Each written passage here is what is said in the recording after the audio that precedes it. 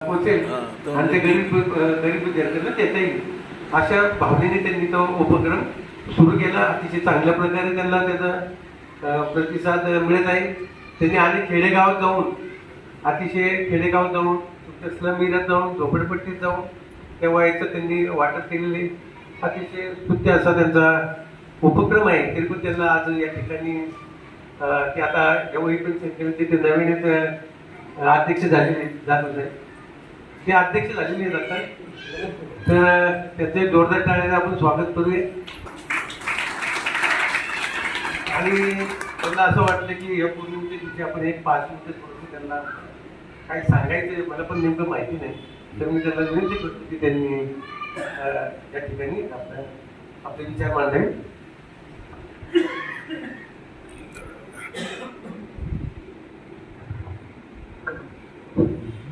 सर्वांना सप्रेम जय भीम.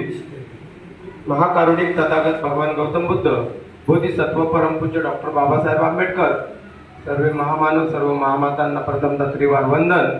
आज इथं विचार मंचावर बसलेले आमचे जाधव साहेब असतील, सभा मुंडे असतील, पान पाटील असतील, मनताई असतील आणि आमचे अध्यक्ष विजयजी जगताप, विलाजी कांबळे व सर्व मान्यवर तसेच उपासक उपासिका.